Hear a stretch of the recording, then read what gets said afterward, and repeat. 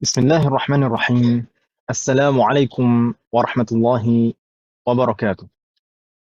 Waalaikumsalam Waalaikumsalam warahmatullahi warahmatullahi wabarakatuh. wabarakatuh. Alhamdulillahi hamdan yuwafi ni'amahu wa yukafi'u manzidah.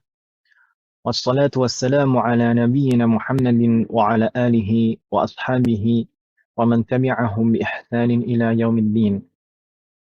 As'alullaha an yufaqihana fid din wa an yu'allimana bima yanfa'una wa an yanfa'ana bima 'allamana.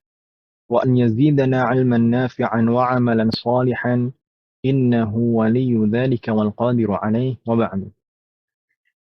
Alhamdulillah, dengan taufik dan pertolongan kemudahan dari Allah Subhanahu wa taala, kita bisa bertemu lagi di pekan ini, di hari Senin ini. Ini adalah pertemuan ke-6 dari pertemuan-pertemuan kita. Semoga Allah selalu memberikan taufik dan kemudahan dalam proses belajar kita, supaya kita bisa memahami dengan baik apa yang kita pelajari dan bisa mengamalkan apa yang kita pelajari. Amin. Di pertemuan yang lalu, kita sampai di pembahasan syurutus shaum. Ini kemarin sudah kita bahas, alhamdulillah. Al-muallif Asy-Syaikh Al-Alamah Ahmad ibn Umar Asy-Syatiri rahimahullah dalam kitab beliau Al-Yaqut An-Nafis, setelah beliau menjelaskan tentang hakikat puasa, kemudian syarat wajib puasa, kemudian rukun-rukun puasa, beliau kemarin menyebutkan syurutu sihhatis shaum, syarat-syarat sahnya puasa. Jadi seorang puasanya dianggap sah jika memenuhi syarat-syarat ini. Beliau mengatakan rahimahullah, syurutu sihhatis shaumi arba'atun. Syarat sahnya puasa ada 4. Ini baik puasa fardu, puasa wajib, atau puasa sunnah. Syarat sahnya ada 4. 4 itu apa saja? Beliau mengatakan, al-islamu, wal-aqlu, wan-naqa'u minal haidhi wan-nifasi, wal-ilmu bikaunil waqti qabilan lis-shaumi. Syarat yang pertama Islam. Kemudian yang kedua berakal. Kemudian yang ketiga an-naqa'u minal haid wan nifas, suci dari haid dan nifas. Dan yang keempat adalah waktu. Waktunya diperbolehkan untuk berpuasa. Kemarin kita jelaskan menggunakan slide supaya lebih mudah. Jadi 4 ini. Islam, berakal, suci dari haid dan nifas, dan waktu dia berpuasa adalah waktu yang diperbolehkan untuk berpuasa. Dan kita kemarin juga sudah membahasnya satu persatu. Di sini maksudnya Islam di dalam syarat sah puasa adalah al-islamu bil fi'li fil hal. Betul-betul Islam pada saat itu. Jadi berbeda dengan syarat wajib. Syarat wajib puasa, al-Islam walau fima madha, meskipun dalam waktu yang lalu, yang sudah lalu. Misalkan seseorang wala'iyadzubillah murtad. Kalau murtad tetap wajib berpuasa, dalam artian diminta untuk masuk Islam, lalu mengerjakan puasa. Dan kalau misalkan dia kembali masuk Islam, suatu ketika kembali masuk Islam, maka dia harus mengqadha semua puasa yang dia ditinggalkan saat murtad. Tapi kalau syarat sahnya puasa adalah Islam, itu Islam bil fi'l fil hal. Jadi Islam pada saat itu juga, bukan Islam yang telah lalu. Jadi kalau misalkan orang kafir atau murtad, baik kafir asli maupun kafir murtad, dua-duanya tidak sah kalau berpuasa. Seperti kita sebutkan di sini, fala yasihhu as-shaum, maksudnya tidak sah puasa minal kafiril asli, dari kafir asli yang memang asli belum pernah merasakan Islam, walal murtad, demikian juga kafir murtad. Kalau mengerjakan puasa tidak sah puasanya, meskipun wajib bagi murtad. Nanti kalau misalkan dia masuk Islam maka wajib mengqadha. Ini syarat yang pertama kemarin kita bahas. Kemudian syarat yang kedua adalah al-aqlu. Maksudnya al-aqlu di sini adalah al-mumayyiz, Jadi ketika seorang anak mencapai mumayyiz, maka sah puasanya. Meskipun anak itu belum balik. Makanya kita katakan di sini, fayasihhu shaumu min sabiyyin mumayyizin. Maka sah puasa anak kecil yang belum balik jika dia sudah mumayyiz. Jika dia sudah mumayyiz, maka sah puasanya meskipun belum balik. Tapi kalau balik itu kemarin kita sudah bahas, itu syarat wajib. Seseorang sudah balik dan mumayyiz baru wajib. Tapi kalau belum balik, dia tidak wajib. Belum balik dan mumayyiz, sah puasanya. Gitu ya, Bu ya? Tidak bingung ya, insyaallah. Assalamualaikum jami'an. Dan kita bahas juga kemarin, yu'maru bihi li sab'in idza ataqahu wa yudrabu alaihi li 'ashrin. Jika seorang anak genap berusia 7 tahun dan mumayyiz pada saat genap 7 tahun itu, maka wajib bagi auliyaul umur, bagi walinya, ayahnya, ibunya, ya, wa usulihi, dan ke atas, seperti kakek neneknya ke atas. Itu wajib bagi mereka, wajib kifai, fardu kifayah bagi mereka untuk menyuruh anak ini, anak yang genap 7 tahun dan mumayyiz, untuk melaksanakan kewajiban-kewajiban seperti puasa dan sholat. Dan jika misalkan seorang anak masuk usia 10 tahun, maksudnya jalan 10 tahun, genap 9, jalan 10, maka kalau misalkan tidak melaksanakannya, tidak mau melaksanakannya, maka dipukul. Dan pukulan ini adalah pukulan yang mendidik, bukan pukulan yang mencederai.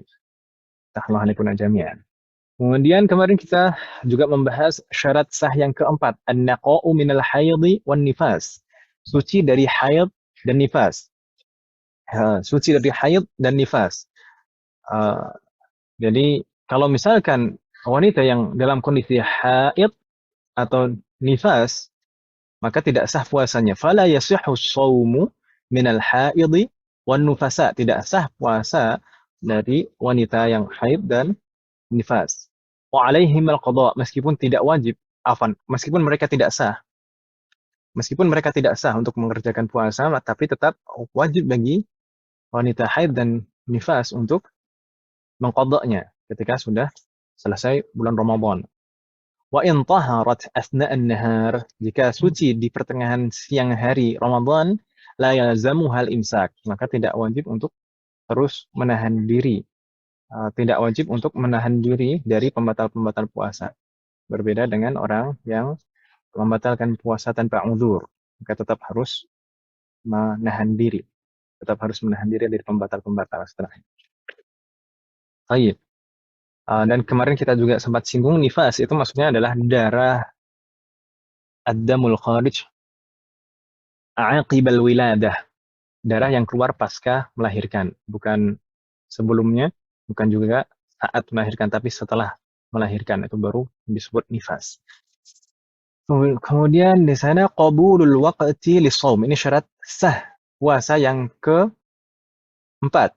Qabulul waqti lis-shaum. Waktu diperbolehkan untuk berpuasa. Waktu yang digunakan ini adalah waktu yang diperbolehkan untuk berpuasa. Dalam artian bukan waktu yang diharamkan, bukan hari-hari yang diharamkan untuk berpuasa.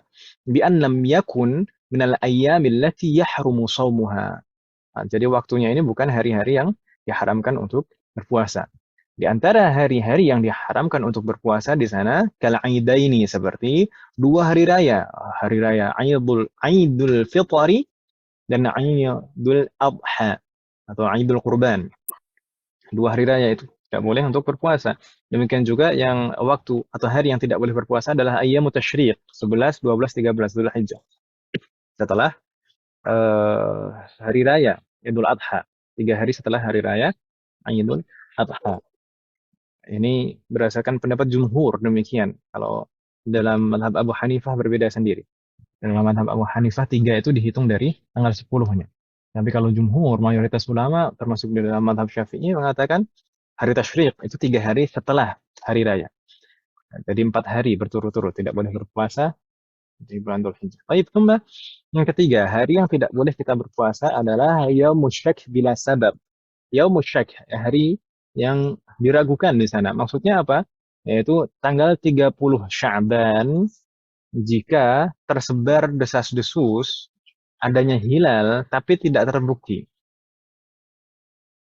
Tidak terbukti dengan pembahasan ini terkait dengan pembahasan-pembahasan yang kita bahas di pertemuan kedua, penetapan awal Ramadan. Kalau tidak terbukti dengan salah satu dari semuanya itu, maka di sana disebut yaumus syak. Yaumus syak kita tidak boleh berpuasa di sana. Kecuali dengan sebab. Bila sebab kan di sini, yaumus syak itu tidak boleh kita berpuasa pada yaumus syak bila sebab, tanpa sebab. Tapi kalau dengan sebab kita boleh berpuasa. Misalkan karena sebab di sana ada puasa wajib, entah itu mengqadha atau nazar atau kafarat, atau juga misalkan karena kebiasaan sebelum pertengahan Sya'ban itu sudah terbiasa puasa. Baik. Mungkin kemarin saya tidak menyebutkan di sini. Di sini kan yaumus syak, Ibu sekalian. Yaumus syak itu kita dilarang untuk berpuasa. Yaitu tanggal 30 Sya'ban, dan di sana tersebar desas-desus. Adanya hilal tapi tidak terbukti dengan semua cara yang kita bahas di pertemuan kedua. Tapi kalau misalnya setelah itu ternyata terbukti bahwasanya yaumus syak itu adalah tanggal 1 Ramadan. Kalau misalkan setelah itu ternyata terbukti bahwasanya yaumus syak, misalkan sudah lewat ini, sudah lewat yaumus syak, ternyata setelah itu terbukti bahwasanya yaumus syak itu ternyata tanggal 1 Ramadan, maka wajib bagi kita untuk mengqadha'nya. Gitu ya, Bu ya? Bingung tidak, Umat sekalian? Enggak, Ustaz. Baik, Allah alaikum jami'. Berikutnya hari yang keempat yang diharamkan bagi kita untuk berpuasa adalah wanisful akhir min Sya'ban bila sebab. Wanisful akhir ya, jadi pertengahan terakhir setelah tanggal 15, yaitu tanggal 16 ke belakang, yaitu kita dilarang untuk berpuasa tanpa sebab, tanpa sebab. Sebab itu bisa puasa wajib seperti qadha atau nazar atau kafarat, atau juga puasa wajib itu ada yang lain sebenarnya. Puasa yang diwajibkan penguasa dalam rangka istisqa. Tapi tidak usah kita bahas. Itu jarang terjadi. Atau karena sebab yang lain, karena kebiasaan itu tadi. Kalau misalkan sebelum pertengahan akhir Sya'ban itu sudah terbiasa puasa, kemudian disambung, maka nggak masalah. Dan kita sebutkan kemarin, kebiasaan, dihitung kebiasaan, itu di dalam mazhab Syafi'i itu maksudnya cukup sekali, itu sudah dihitung kebiasaan. Kita misalkan, kita contohkan, kalau misalnya sebelum 1 pekan sebelum masuk ke pertengahan terakhir Ramadan, Sya'ban, kita kalau misalkan sepekan sebelum masuk ke pertengahan kedua bulan Sya'ban, yaitu kita puasa Senin Kamis misalkan, maka ketika masuk ke pertengahan kedua bulan Sya'ban, maka kita tidak masalah melanjutkan puasa Senin Kamis juga. Jadi tidak harus dimulai dari awal bulan, tidak. Jadi sekali saja itu sudah dianggap kebiasaan. Gitu ya, Bu ya? Allah alaikum jami'. Ustaz boleh nanya? Naam. Kalau kodok masih bisa ya, Ustaz? Qadha masih bisa. Qadha masih bisa. Oh ya, kemarin saya membahas masalah. Ini mumpung masih ada hari, Ibu sekalian. Mumpung masih ada hari kesempatan untuk mengqadha. Kalau jika ibu-ibu sekalian mampu untuk mengqadha, kalau misalkan Anda yang punya hutang puasa, segera diqadha, mahal sekalian. Segera disahur. Disahur apa? Dibayar utangnya. Sahur itu kan bahasa Jawa. Segera dibayar utangnya, gitu. Segera dibayar utang puasanya. Ini mumpung masih ada waktu sebelum Ramadan. Ini kalau puasanya adalah puasa wajib, qadha, itu boleh kita puasa di pertengahan kedua bulan Sya'ban seperti ini. Masih boleh. Nggak masalah. Jangan sampai nanti sudah masuk ke bulan Ramadan, kemudian kita mengqadha di berikutnya setelah Ramadan nanti. Karena kalau seperti itu, kalau misalkan seseorang punya tanggungan puasa, kemudian punya kesempatan untuk membayar hutang tersebut. Pertama, kemudian dia terlanjur masuk tidak dibayar-bayar, kemudian terlanjur masuk ke Ramadan berikutnya, pertama dia berdosa karena terlalu mengakhir-akhirkan. Dia berdosa karena mengakhirkan, mengqadha kewajibannya dan masuk ke waktu Ramadan berikutnya. Selain itu, tetap wajib baginya untuk mengqadha. Tetap wajib baginya untuk mengqadha setelah bulan Ramadan tahun ini.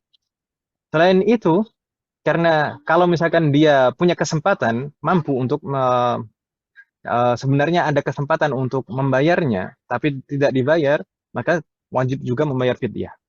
Jadi dua kewajibannya, qadha dan fidyah. Kecuali kalau misalkan tidak mempunyai kesempatan, misalkan sakit terus, sakit terus-terusan, sampai masuk ke bulan Ramadan berikutnya, itu tidak punya kesempatan untuk membayar hutang puasanya, maka tidak wajib membayar kafarah, tapi nanti kalau misalkan sembuh, mengqadha. Gitu Ibu ya? Ustadz, ada titipan tanya, Ustadz. Oh, saya kira Kalau titipan untuk amplop. kalau untuk ibu menyusui, Ustadz. Oh, ibu hamil dan menyusui, insya Allah akan kita Iya. bahas pada saatnya. Semoga belum Allah ya? memberikan kemudahan bagi kita untuk Iya, membahasnya, insya Allah. Itu karena nanti akan ada kondisi-kondisi khusus masalah safar, kemudian ibu hamil masuk menyusui, babnya sakit ya, itu. Nah, belum, insya Allah. Semoga Allah memberikan kemudahan. Maksudnya nanti ibu hamil menyusui itu kewajibannya bagaimana kan gitu ya? Iya, maksudnya kan ada yang bilang fidyah dan tetap qadha atau fidyah aja. Tergantung di sana ada penjelasan rincinya. Jadi tergantung beliaunya ini meninggalkan puasa ini karena niat apa? Karena takut terhadap keselamatan dirinya sendiri, atau takut keselamatan dirinya sendiri, kesehatannya sendiri dan bayinya, atau takut dengan keselamatan bayinya saja. Dia merasa sehat-sehat saja, kuat, tapi khawatir dengan bayinya. Itu tergantung seperti itu. Nanti insya Allah akan kita bahas lebih lanjut. Semoga Allah akan kemudahan.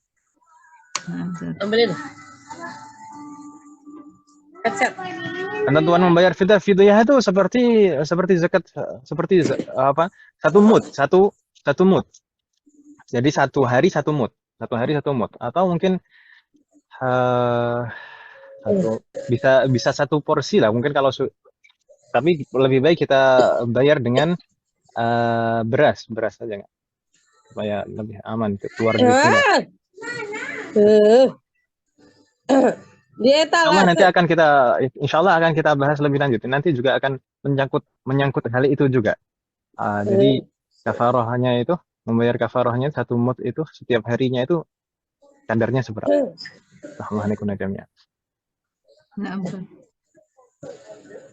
Nah, Ustaz. Baik. Dan kemarin juga kita sebutkan di sini akan langsung batal puasa seseorang jika murtad, nifas, atau melahirkan meskipun tidak keluar darah, atau haid, itu langsung batal puasanya seketika itu juga. Atau orang yang gila meskipun hanya sebentar, batal puasanya. Sedangkan orang yang pingsan atau mabuk, maka di sana ada perincian. Kalau misalkan pingsan atau mabuknya itu karena unsur kesengajaan dirinya, maka batal seketika. Tapi kalau misalnya pingsannya atau mabuknya ini bukan karena unsur kesengajaan darinya, maka di sana dilihat apakah tidak sadarnya ini sampai mencakup semua siang sampai terbenam matahari atau tidak. Tapi kalau misalkan sadar sebelum terbenam matahari, maka tetap sah puasanya. Ini yang kita bahas di pertemuan yang lalu. Ada soal Mahat? La yujad, yabdu annahu la yujad. Sepertinya tidak ada pertanyaan kan, Bu ya? Baik, insya Allah kita malam hari ini langsung saja kita masuk ke pembahasan berikutnya. Dan sebenarnya kemarin sudah sedikit kita tengok al-muallif Syekh Al-Alamah Ahmad ibn Umar Asy-Syatiri rahimahullah, setelah beliau menyebutkan pembahasan pengertian puasa, kemudian syarat-syarat wajib puasa, kemudian rukun-rukun puasa, kemudian syarat-syarat sah puasa, beliau setelahnya menyebutkan sunnah-sunnah puasa. Kalau sebelum-sebelumnya beliau menyebutkan hal-hal yang terkait dengan keabsahan, sah atau tidaknya puasa. Sedangkan berikutnya di sini beliau menyebutkan hal terkait dengan kesempurnaan pahala puasa. Gitu Ibu ya. Itu kaitannya. Kenapa kok beliau langsung setelahnya menyebutkan sunnah-sunnah puasa. Jadi nyambung. Sebelumnya membahas tentang sah tidaknya puasa, kemudian setelahnya dibahas tentang bagaimana kita menyempurnakan puasa kita. Meskipun demikian biasanya kebiasaan ulama kita tuh biasanya kalau menulis tidak seperti ini urutannya. Jadi ini berbeda dengan kebiasaan para ulama di dalam mazhab Syafi'i. Biasanya itu setelah membahas syarat sah, rukun syarat sah, setelah itu membahas pembatal-pembatal. Baru setelah itu baru sunnah-sunnahnya dan hal yang makruh. Tapi di sini langsung disebutkan sunnah-sunnahnya karena kaitannya dengan kesempurnaan pahalanya.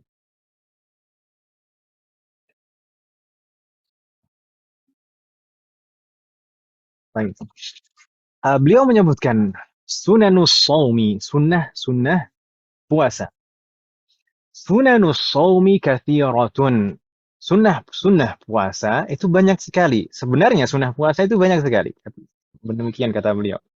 Minha, ini kalau kita terjemahkan mungkin di antaranya demikian. Jadi kalau kita membaca kitab ummahat sekalian, di sana misalkan ada penyebutan seperti ini banyak. Minha, kalau ada minha atau minhu, itu berarti yang disebutkan itu adalah sebagiannya saja. Jadi di antara sunnah puasa, beliau menyebutkan di sini ada ta'jilul fitri, menyegerakan berbuka, wa ta'khirus suhuri, dan mengakhirkan suhur atau bahasa kita sahur. Wal iftaru 'ala tamri, dan berbuka menggunakan tamr, kurma kering. Kita akan bahas nanti insyaallah. Wa iktsarul Qur'an, dan memperbanyak Al-Qur'an. Memperbanyak Al-Qur'an di sini dengan semua tingkatan ibadahnya. Nanti akan kita bahas insyaallah. Was-shadaqatu fi Ramadan, dan memperbanyak sedekah di bulan Ramadan. Dan kemarin kita juga menggunakan slide. Di sana kita tambahkan, di slide kita tambahkan beberapa sunnah yang lain. Kalau di dalam kitab tadi, beliau menyebutkan ada ta'jilul fitr, ta'khirus suhur, al-iftaru 'ala tamr, iktsarul Qur'an, was-shadaqah fi Ramadan. Kemudian di sini kita sebutkan juga al-kaffu 'anil syahawatil mubahah, wal kafful lisan 'anil muharram. Ta'jilul fitr itu menyegerakan berbuka. Ta'khirus suhur, mengakhirkan sahur. Al-iftar 'ala tamr, berbuka dengan kurma. Iktsarul Qur'an, memperbanyak Al-Qur'an. Yani nanti akan kita bahas tingkatan-tingkatan beribadah dengan Al-Qur'an. Jadi tidak hanya membacanya saja. Baik, as-shadaqatu fi Ramadan, dan memperbanyak sedekah di bulan Ramadan. Kemudian al-kaffu 'anil syahawat al-mubahah, tidak berlebihan dalam hal yang mubah. Jadi nanti akan kita bahas juga insyaallah. Kemudian yang terakhir al-kafful lisan 'anil muharram, menahan lisan dari hal-hal yang diharamkan. Ini sebenarnya juga belum semuanya, masih banyak yang lain. Sebenarnya secara umum ketika kita berpuasa dan di bulan Ramadan, itu secara umum kita disunahkan untuk memperbanyak ibadah, semua ibadah. Gitu ya Bapak ya? Jadi secara umum sebenarnya kita disunahkan untuk memperbanyak semua ibadah. Di sini kita tidak sebutkan semuanya. Misalkan di sini ada memperbanyak zikir, memperbanyak doa, kemudian juga i'tikaf. I'tikaf tidak kita sebutkan di sini karena insya Allah kita semoga nanti ada kesempatan untuk membahasnya secara tersendiri karena pembahasan i'tikaf itu juga tidak sedikit. Yassarallahu warana. Semoga Allah memberikan kemudahan. Baik, kita bahas satu persatu ummahat. Ta'jilul fitr. Ta'jilul fitr itu maksudnya apa Ibu sekalian? Menyegerakan berbuka. Ingat Ibu sekalian, menyegerakan. Bukan pakai hamzah ya. Bagaimana Om? Pakai ain, bukan pakai ain, bukan pakai hamzah. Mungkin kita di kelas kemarin di kelas semester 2 Om ya? 2C. Nah, kelas semester. Nah, kemarin kita bahas itu. Pakai ain, ta'jil, bukan takjil. berbeda maknanya. Kalau ta'jil dari fi'lunya ajjala yu'ajjilu artinya menyegerakan. Kalau ta'jil dari ajjala yu'ajjilu artinya mengakhirkan. Mengakhirkan. Jadi jangan salah. Tapi ya sudah jadi bahasa kita gitu. Baik. Ta'jilul fitr, menyegerakan. Maksudnya, tapi kita harus pahami umat sekalian, menyegerakan di sini bukan berarti terburu-buru. Menyegerakan di sini bukan berarti terburu-buru. Tergesa-gesa. Menyegerakan bukan berarti terburu-buru atau tergesa-gesa. Karena di sana para ulama menjelaskan ta'jilul fitr di sini bisa sunnah, bisa mubah, bisa haram, umat sekalian. Kapan ta'jilul fitr, menyegerakan berbuka, itu hukumnya sunnah. Di sana kita sebutkan, idza tayaqqana al-ghurubu yusannu ta'jil. Jika seseorang yakin matahari sudah terbenam, maka sunnah baginya untuk menyegerakan berbuka. Jadi harus yakin dulu. Yakin, baru sunnah hukumnya. Yakin itu biasanya dengan apa? Misalnya, orang yang tinggal di gedung yang tinggi, atau di dataran yang tinggi, atau di pantai, kemudian bisa melihat tempat terbenamnya matahari, semuanya sudah terbenam, bulatan matahari itu semuanya sudah tidak kelihatan, itu berarti sudah betul-betul habis siang harinya, sudah masuk waktu maghrib, maka itu sudah betul-betul yakin matahari terbenam, sunnah bagi kita untuk menyegerakan berbuka. Gitu ya, Bu ya? Itu yang yakin. Kalau nggak yakin gimana? Sebenarnya ada kondisi berikutnya di sana, idza dhannahu bil ijtihad. Kalau misalnya seseorang menyangka atau mengira bahwasanya waktu ini sudah maghrib, matahari, dia menyangka bahwasanya matahari itu sudah terbenam. Berdasarkan apa? Berdasarkan ijtihad. Berdasarkan ijtihad itu tentu ijtihad itu dengan tanda-tanda. Dengan tanda-tanda seperti yang kita sebutkan di akhir pertemuan yang lalu. Ada tanda-tanda. Tanda-tanda misalkan tadi kita terlewat mungkin menyebutkan. Di antara yakin itu juga sekarang itu ada jadwal. Jadwal mungkin ada jadwal imsakiyah istilahnya. Ya kan Ibu ya? Jadwal itu zaman sekarang itu sudah hampir akurat lah.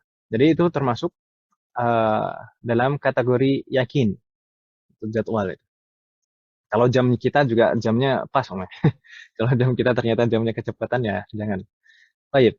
Dan yang kedua idza dhannahu tadi. Kalau misalkan seseorang mengira atau menyangka bahwasanya matahari sudah terbenam, sudah masuk waktu maghrib berdasarkan ijtihad dia, berdasarkan ijtihad. Ijtihad ini harus ada landasannya. Ijtihad ini misalkan ada tanda-tanda yang kuat. Misalkan kalau misalkan dia tidak ada listrik, kemudian tidak mempunyai jadwal imsakiyah, tapi dia mendengar ada orang-orang zikir setelah sholat, maka itu bisa mendekati yakin. Ini dhon berdasarkan ijtihad. Atau mungkin dengan azan yang kita yakin kalau muadzinnya itu azan selalu tepat waktu berdasarkan jadwal, bukan azan yang kira-kira atau ikut-ikutan. Gitu ya, Bu ya. Kalau misalkan kita mendengar muadzin yang kita yakin muadzinnya itu selalu tepat waktu dalam azannya, kadang kan orang itu muadzin itu kadang terlalu terburu-buru. Saat subuh, kemudian saat maghrib, saat Ramadan itu terkadang orang terlalu buru-buru. Dia harus betul-betul yakin. Dan ini yang dimaksud dzan bil ijtihad. Menyangka berdasarkan ijtihad. Ijtihad itu maksudnya dengan landasan, dengan dasar. Kalau misalkan seorang mengira matahari sudah terbenam atau sudah masuk waktu maghrib berdasarkan ijtihad seperti ini, maka sebenarnya di sana ada khilaf. Ada yang mengatakan boleh hukumnya, mubah hukumnya kita menyegerakan berpuasa. Maksudnya menyegerakan berbuka puasa. Ada juga ulama yang mengatakan sunnah juga hukumnya, karena sama hukumnya dzan di sini dengan yakin. Dan dalam banyak permasalahan fikih, itu dzan itu hukumnya disamakan dengan yakin. Makanya di sana juga ada ulama yang mengatakan sunnah juga hukumnya kita menyegerakan berbuka kalau misalkan kita mengetahui terbenamnya matahari masuk waktu maghrib itu berdasarkan dhon bil ijtihad. Gitu Ibu ya. Sedangkan kondisi yang ketiga di sana idza syakkahu aw dhannahu bil ijtihad. Jika seseorang ragu, bukan mengira, bukan menyangka, tapi ragu ini beneran sudah maghrib atau belum. Aw dhannahu bil ijtihad, atau dia mengira atau menyangka sudah masuk waktu maghrib tapi tidak berdasarkan ijtihad. Tidak berdasarkan ijtihad. Jadi prasangkanya ini tidak berdasarkan ijtihad, tidak berdasarkan landasan yang kuat. Kalau seperti ini, fayahrumu ta'jil. Maka haram baginya untuk menyegerakan berbuka. Haram. Bukan hanya makruh, tapi haram. Gitu Ibu ya. Kalau ragu atau berdasarkan prasangka tanpa ijtihad. Maka haram menyegerakan ta'jil. Astagfirullahaladzim. Jadi banyak permasalahan fikih umat sekalian itu tidak bisa dihukumi secara mutlak satu hukum saja. Banyak sekali perkara-perkara fikih seperti ini. Jadi satu permasalahan itu bisa hukumnya wajib, bisa hukumnya sunnah, bisa hukumnya mubah, bisa makruh, bisa haram, bisa bahkan satu hal itu bisa 5 hukumnya. Itu karena berdasarkan kondisi. Jadi kalau ada sebab, maka ada hukumnya. Makanya di dalam kaidah fikih itu disebutkan al-hukmu yaduru ma'a illatihi wujudan wa adaman. Hukum itu selalu berbanding lurus dengan sebabnya. Kalau ada sebabnya, maka ada hukumnya. Kalau sebabnya hilang, maka kalau sebabnya hilang, maka hilang juga hukumnya. Begitu Ibu ya. Dan banyak hal, bukan hanya masalah ta'jilul fitr di sini. Misalkan masalah nikah, nikah itu bisa mubah, bisa sunnah, bisa makruh, bisa haram, bisa wajib, bisa 5 hukum. Demikian. Jadi banyak perkara-perkara seperti itu, tergantung kondisinya. Begitu Ibu ya. Termasuk juga di sini menyegerakan berbuka. Bagaimana? Ada pertanyaan, Wahab? Ustadz boleh tanya Ustadz. Misalnya saya pernah mengalami waktu itu sedang safar. Keadaan saya dari negara A ke negara B.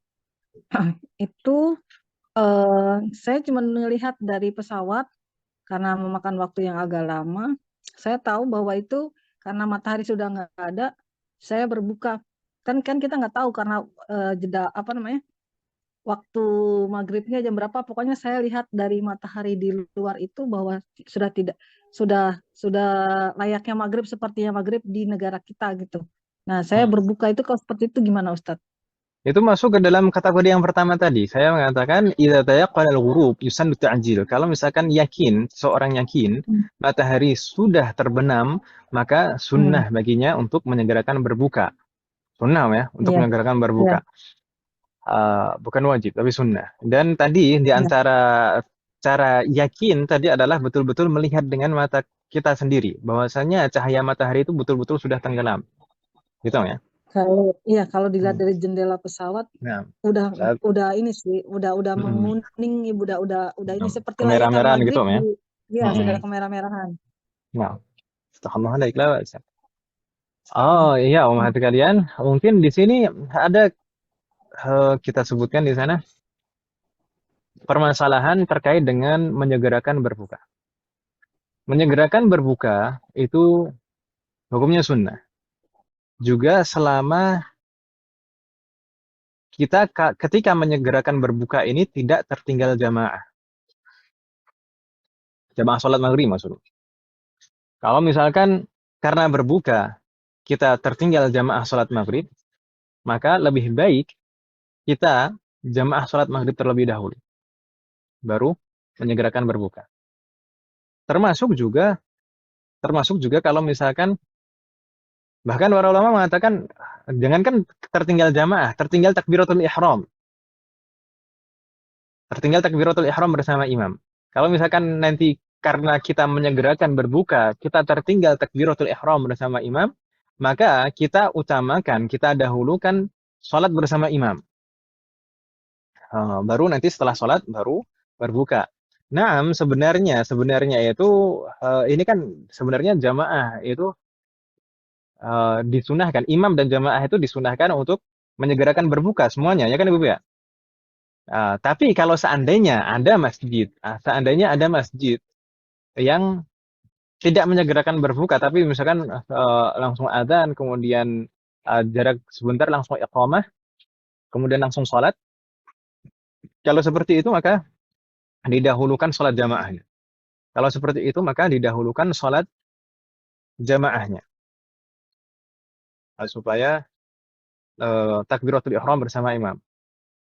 Jadi jangan mendahulukan berbukanya, apalagi kalau misalkan nanti dikhawatirkan, misalkan kalau kita makan kurma sebelum takbiratul ihram, kita makan kurma.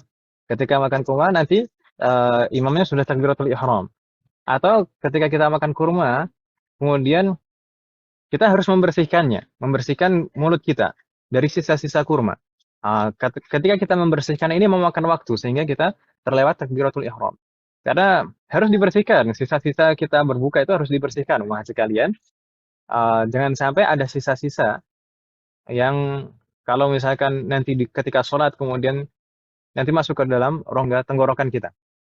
Karena kalau misalkan masuk ke tenggorokan kita meskipun tanpa sengaja itu batal sholatnya. Begitu Ibu ya? Allah anekuna jami'an. Mungkin ada pertanyaan. Ustaz, Ustaz, saya mau nanya, Ustaz.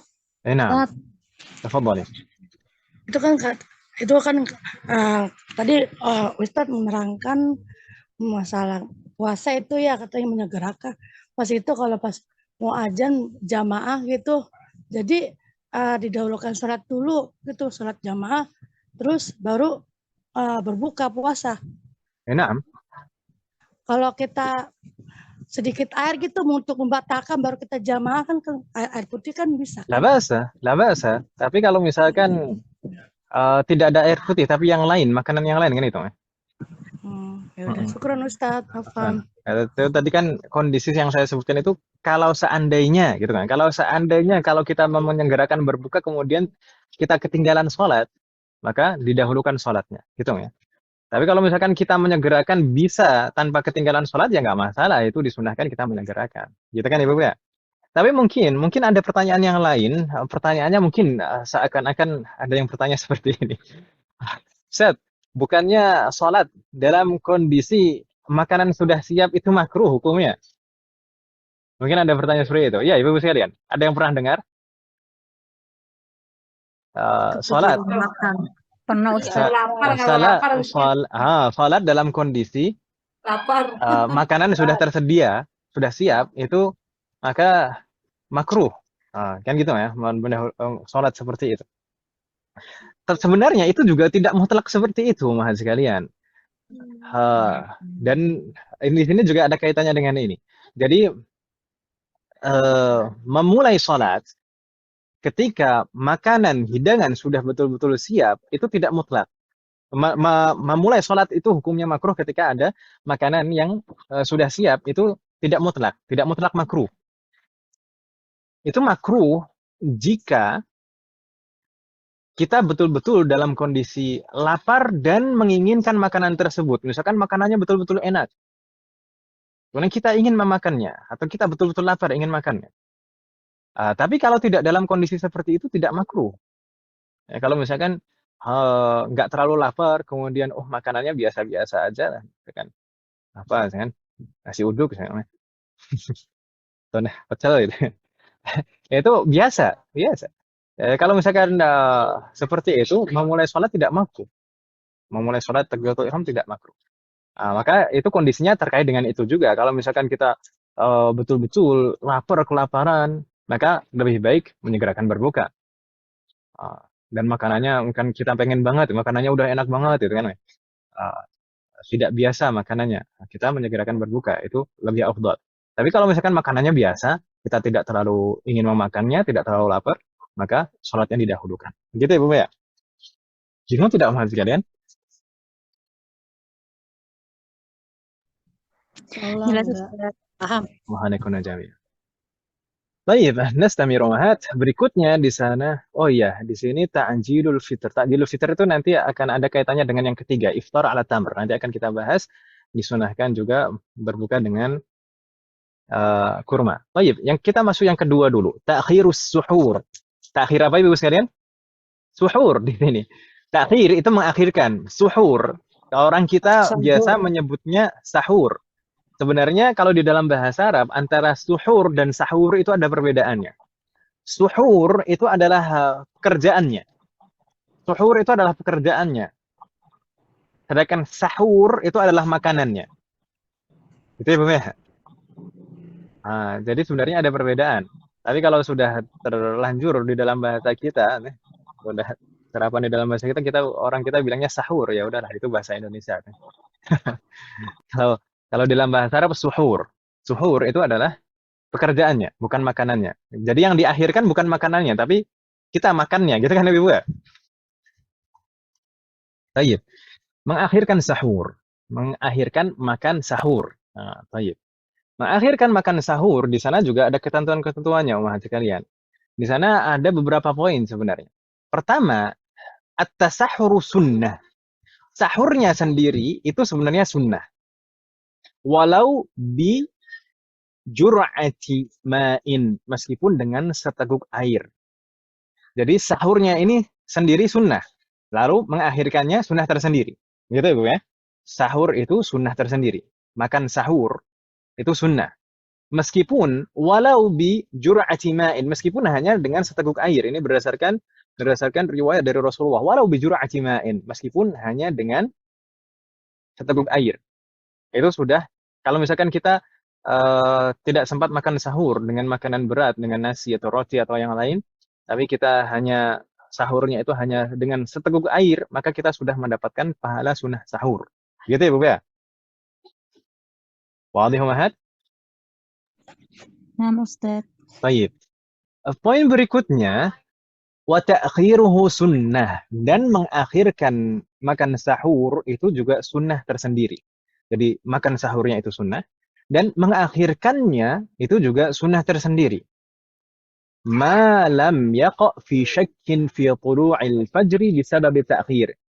Mengakhirkan sahur, mengakhirkan makan sahur, itu hukumnya sunnah selama malam yaqa, selama kita ketika mengakhirkan itu tidak ragu, tidak menjadi ragu apakah fajar sudah terbit atau belum, apakah kita sudah masuk ke fajar atau belum. Karena ketika kita mengakhirkan, kalau misalkan kita mengakhirkan, kemudian saat kita mengakhirkan kita jadi ragu, oh ini waktunya sudah masuk subuh atau belum ya. Kalau misalkan karena mengakhirkan kita ragu apakah kita sahurnya itu sudah subuh atau belum, maka itu tidak boleh mengakhirkan. Tidak sunnah hukumnya. Itu malah nggak boleh. Jadi mengakhirkan sahur itu sunnah selama kita tidak ragu apakah sudah masuk waktu subuh atau belum. Gitu ya, Bu ya. Wadih Mahat. Nah, Ustadz boleh tanya nggak Ustadz? Naam. Saya dulu ya, tadi ada ibu yang mau nanya kelihatannya. Kan kalau di Indonesia biasanya gampang sekali ada jadwal-jadwal imsakiyah gitu. Terus ada tanda-tanda mau subuh, biasanya ada azan apa namanya, ada Gitu pemberitahuan. ya. Bagaimana dengan halnya jika kita ke negara yang azan aja nggak pernah kedengeran gitu? Itu bagaimana cara ininya Ustadz? Azannya nggak Cara kedengeran, Om. menentukan azan aja nggak ada, nggak kedengeran Ustadz. Baik, dengan Kita sholat aja jadwal. dilihatin sama orang. Dengan perkiraan jadwal, Om. Dengan perkiraan jadwal, kita alhamdulillah di zaman kita sekarang itu sudah ada aplikasi, Om ya, yang bisa kita buka di mana-mana. Itu mungkin bisa membantu kita. Ustaz, Pro, Bagaimana? Halo? aplikasi Muslim Pro.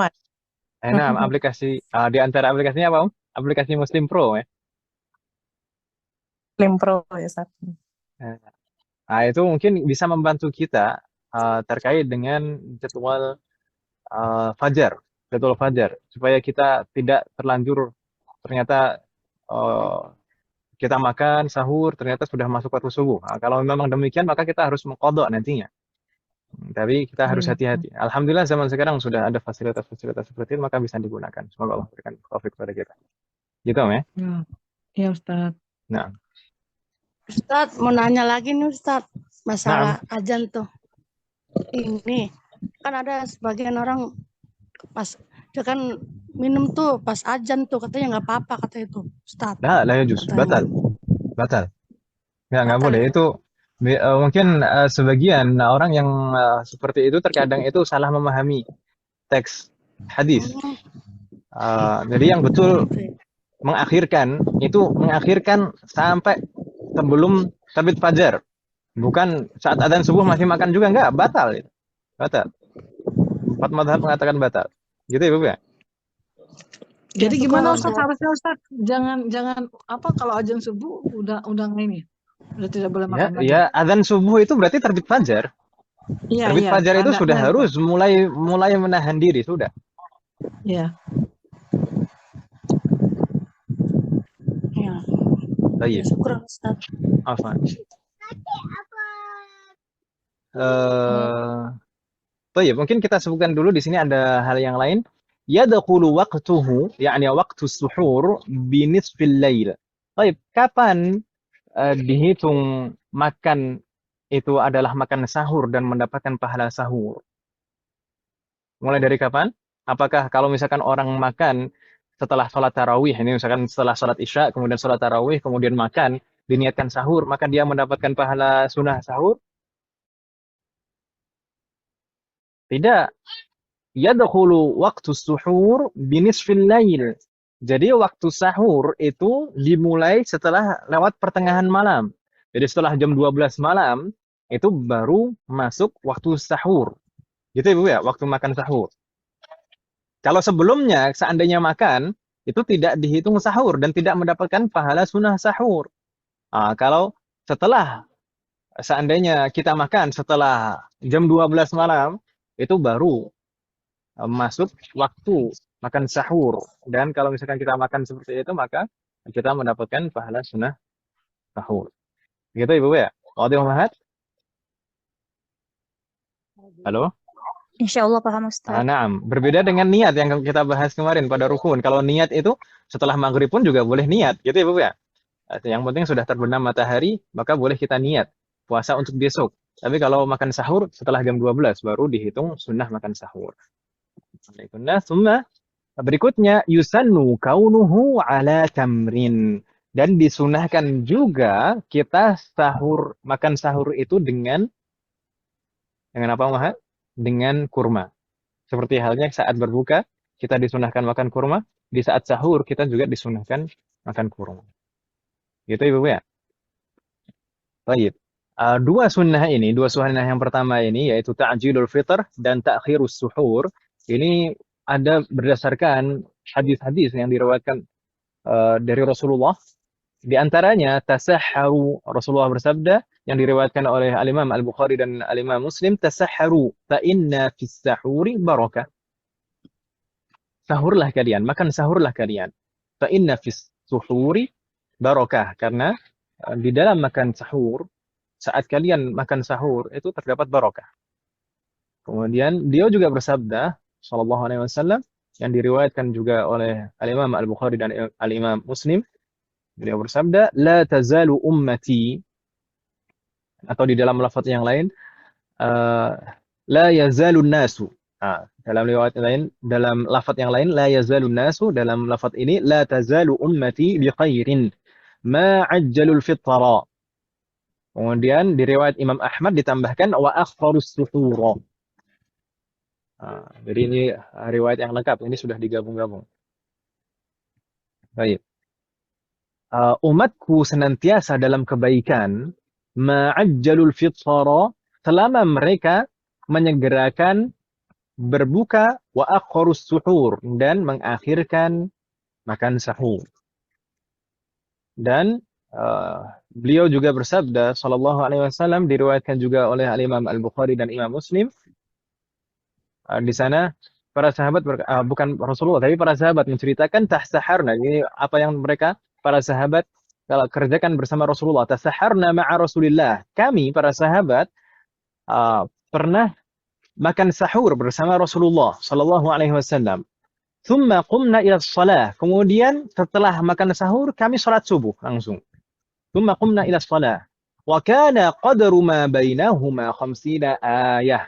Dan kadar waktu antara makan sahur dan salat itu kira-kira adalah 50 ayat bacaan Al-Qur'an. 50 ayat dengan bacaan yang sedang, tidak terlalu cepat dan tidak terlalu lama. Jadi ini kalau misalkan ditanya kadar mengakhirkan makan sahur itu seberapa? Ini disebutkan di dalam hadis ini kira-kira jarak antara makan sahur dan salat itu adalah 50 ayat, bacaan 50 ayat. 50 ayat. 50 ayat yang sedang, bukan yang terlalu panjang juga. 50 ayat semuanya ayatul dain gitu. Enggak seperti itu. Tapi ayat yang pertengahan yang sedang. Gitu Ibu ya. Kemudian juga ada hadis yang berikutnya di sana diriwayatkan oleh Ibnu Hibban. Rasulullah bersabda, "Tasahharu walau bijur'atin minal ma'i." Makan sahurlah kalian. Sahurlah kalian. Walau bijur'atin minal ma', meskipun hanya dengan seteguk air. Jadi makanya tadi kita sebutkan meskipun sahurnya itu hanya dengan seteguk air, maka sudah mendapatkan pahala sunnah sahur. Gitu Ibu ya. Tahallahakum jami'an. Adunu laisa ladaikunna soal. Tidak ada pertanyaan kan Ibu ya? Kita lanjutkan ke sunnah berikutnya, yaitu al-iftaru ala tamar. Mungkin sunnah yang berikut. Naam, silahkan.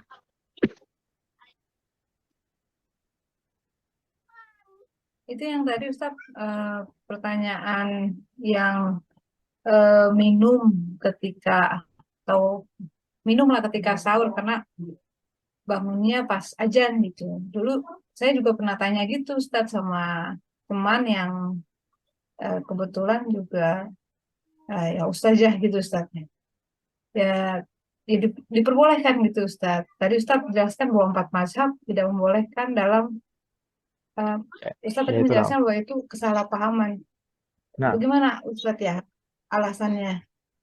Kesalahpahaman dalam ini hadis yang ketiga yang kita sebutkan ini. Wa kana qadru ma baina dzalika 50 ayah. Yang tadi mengakhirkan sampai dikiranya sampai betul-betul azan. 50 ayah ini jadi nggak dihitung azannya, jadi langsung sholat yang disebutkan di dalam hadis ini kan langsung sholat. Wa qumna tsumma qumna ila shalah. Tapi maksudnya bukan seperti itu. Jadi maksudnya itu di sini adalah jarak sahur dan waktu sholat, bukan betul-betul terlewat di sana waktu azannya juga nggak dihitung, bukan seperti itu. Betul ya?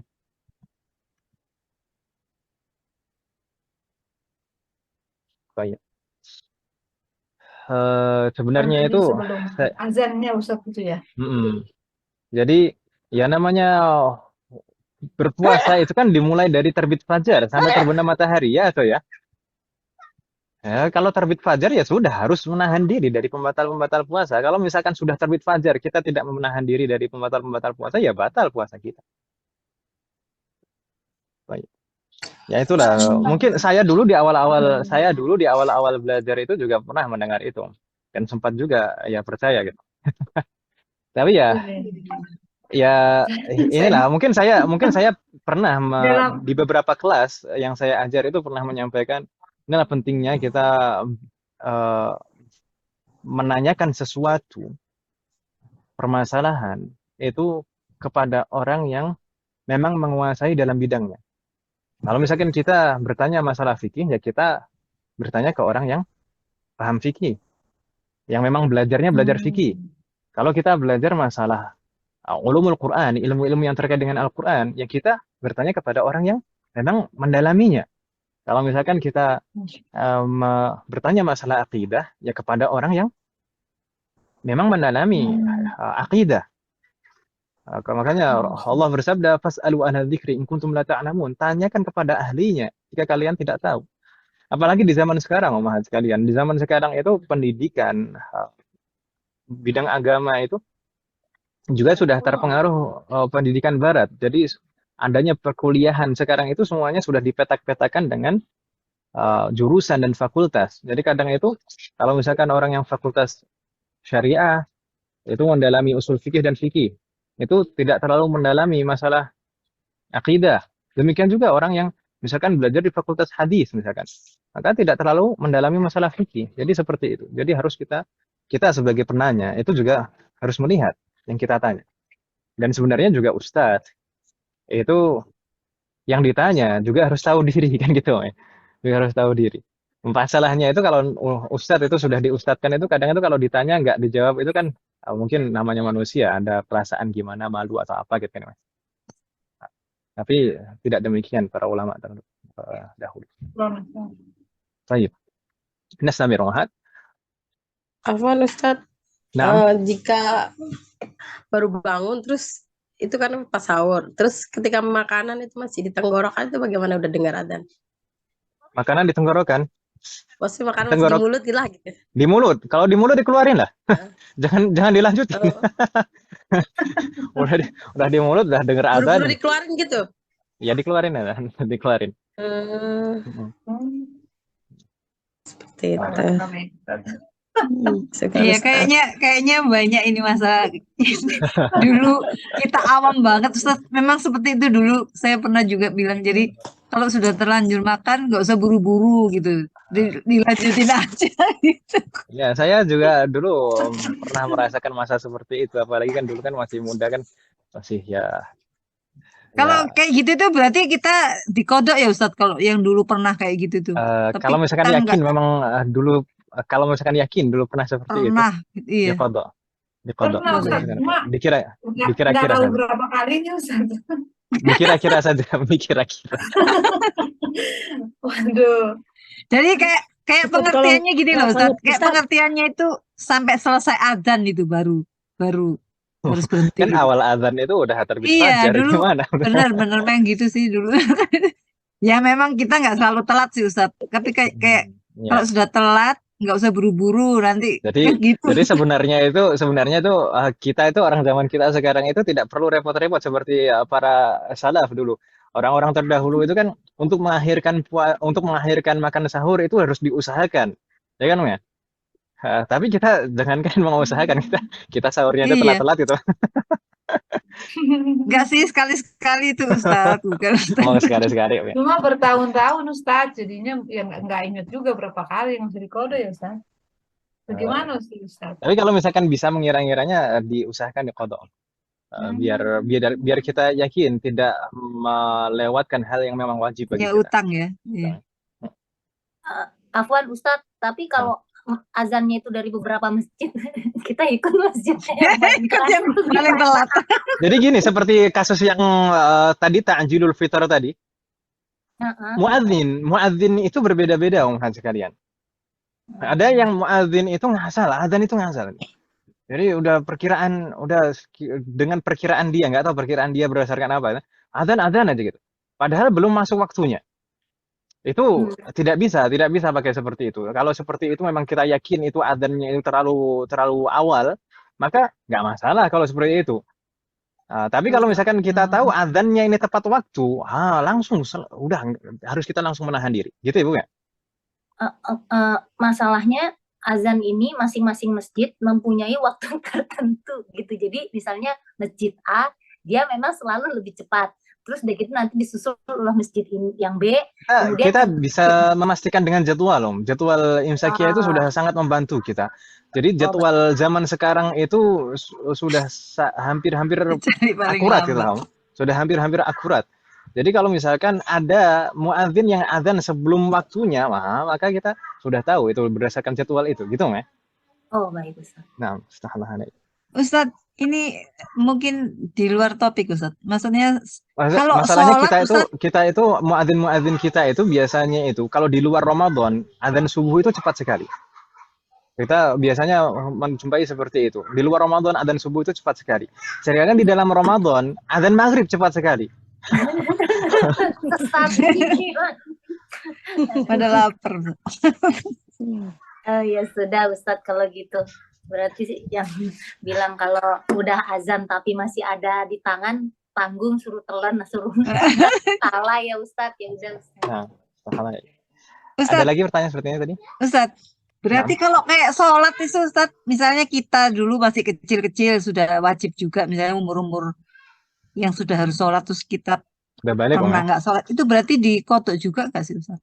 Kalau Kalau memang sholat. sudah balik ya, kalau memang sudah balik dan mumayyiz, itu syarat wajib setiap ibadah itu adalah itu at-taklif atau balik dan mumayyiz, balik dan berakal. Selama kita sudah balik dan berakal maka wajib. Tapi kalau misalkan belum balik tapi sudah mumayyiz tidak wajib, tapi sah. Atau kalau misalkan sudah balik tapi belum mumayyiz juga, maka tidak wajib juga. Nggak sunnah juga, nggak sah juga. Gitu ya. Mengkodonya pas tepat, Iya. maksudnya pas waktunya Gimana sholat maghrib, ya mengkodok? maghrib Enggak gitu, harus, apalagi tidak. Mengkodoknya tidak harus sesuai dengan waktunya. Misalkan kita di waktu duha mengkodok sholat isya nggak masalah. Oh gitu Ustaz. Hmm.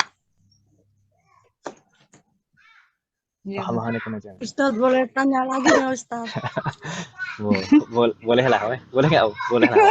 Gini Ustaz, gini ada kasus nih Ustaz, gini. Kasus. Kan dia ada jebol gitu ya masalah haid ya. Terus udah masuk lagi itu Ramadan.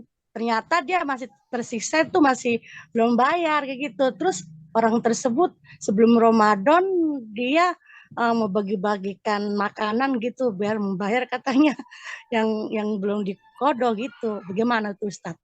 Sebelum Ramadan membaginya? Iya. Enggak, kalau sebelum Yang Ramadan. Ramadan kemarin dia belum bayar kayak gitu. Kalau sebelum Ramadan, selama masih ada waktu sebelum Ramadan, maka dibayar. Kalau selama masih ada waktu sebelum Ramadan, maka dibayar. Tapi kalau misalkan, kalau dia puasanya banyak, masuknya itunya banyak puasanya gitu. Terus itunya, dia udah mendekati puasanya banyak. besoknya mau Ramadan. Tapi sebenarnya sebelum-sebelumnya punya kesempatan. Utangnya. Kalau sebelum-sebelumnya punya kesempatan, kalau misalkan yang sudah disahur, sudah dibayar. Kalau sebelumnya sudah dibayar, maka nggak masalah kalau yang sudah dibayar. Kalau misalkan tadi, seperti saya sampaikan di awal, kalau misalkan seseorang punya kesempatan untuk membayar hutang puasanya, tapi tidak dibayar, kemudian masuk ke Ramadan berikutnya, maka tetap wajib baginya, pertama dia berdosa karena mengakhirkan, kemudian wajib baginya untuk tetap mengkodoknya setelah Ramadan. Kemudian wajib juga membayar fidyah. Jadi dua kewajibannya jadinya. Oh ya udah. Mengkodoknya dan fidyah. Mengkodok itu karena menggantinya, fidyah itu karena mengakhirkan. Gitu ya. Berarti ntar bayar fidyahnya pas Ramadan yang masuk itu ya? Ustaz? Setelah Ramadan. Oh, setelah Ramadan. Syukran Ustaz, apa pencerahannya? Baik, nastamir Ummahat. Berikutnya di sana sunahnya berikutnya adalah al-iftar. Al-iftaru ala tamar. Berbuka menggunakan kurma. Tapi sebenarnya Ummahat sekalian di sana ada tingkatan-tingkatan afdaliyah. Mana yang lebih afdal? Apa yang lebih afdal kita gunakan untuk berbuka?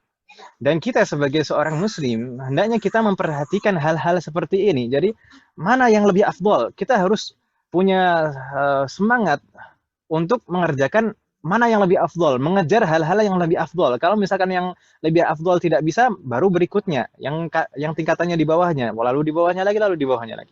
Begitu Ibu ya. Dan berbuka yang paling afdol itu adalah menggunakan rutab. Rutab itu apa Ibu sekalian? Di sana kita sebutkan di sini, mohon sekalian, tartibul afdol fil iftar.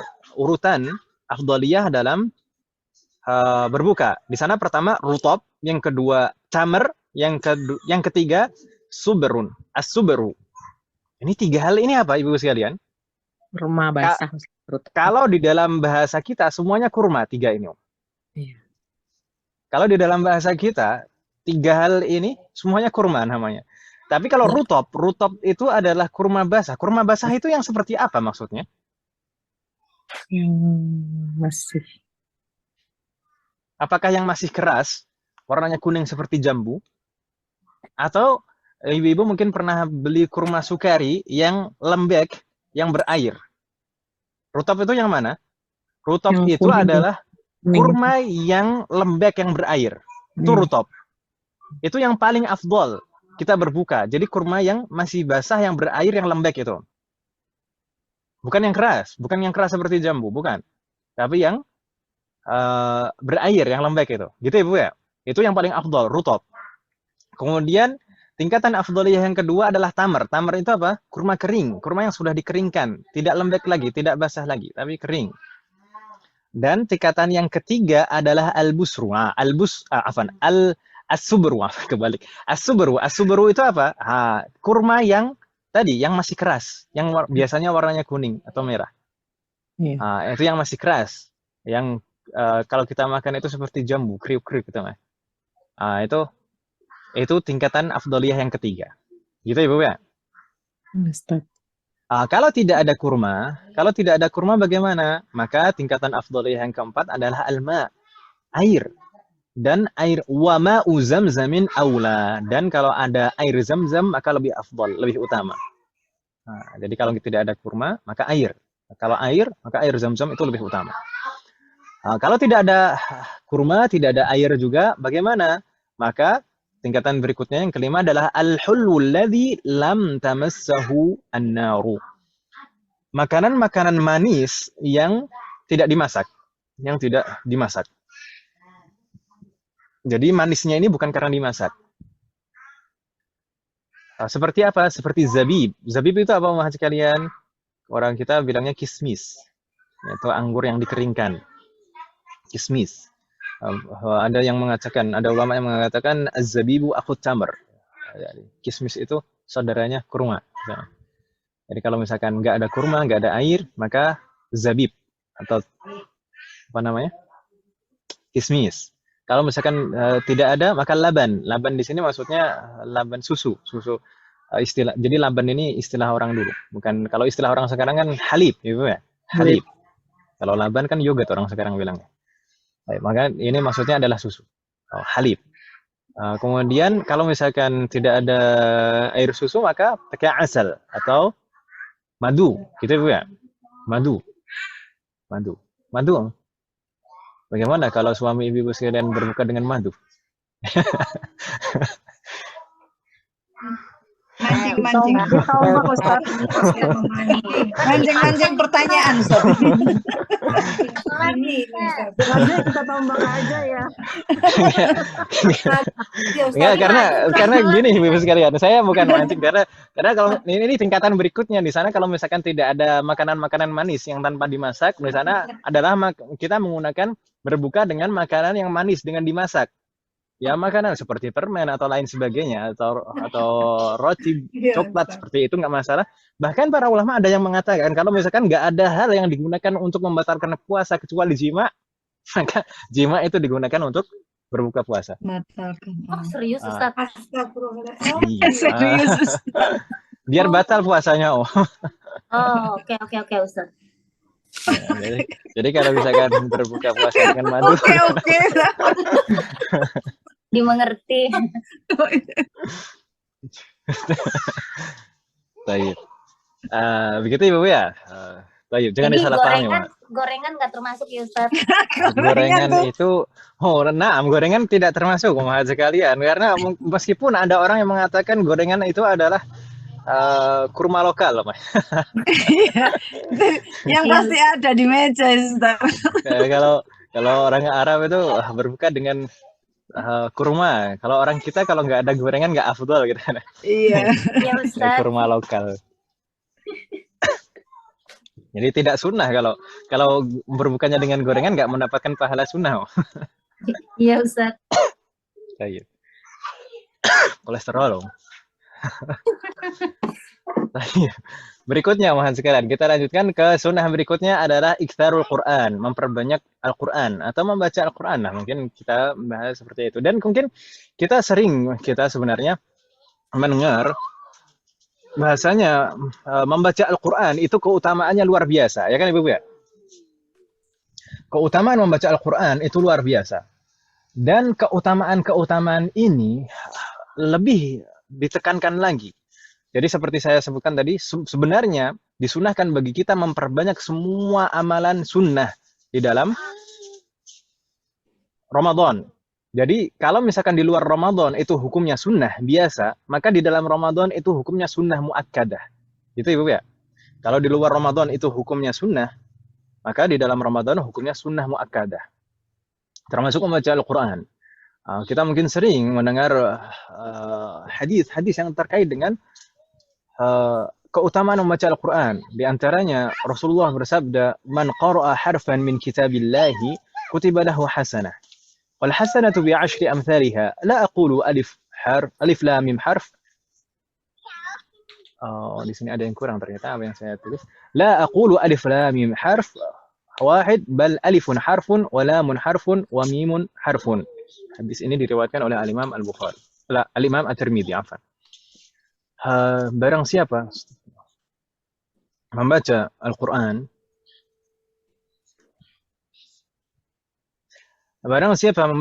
Al-Quran, kutiba lahu hasanah, maka ditulis, dicatat baginya hasanah, kebaikan.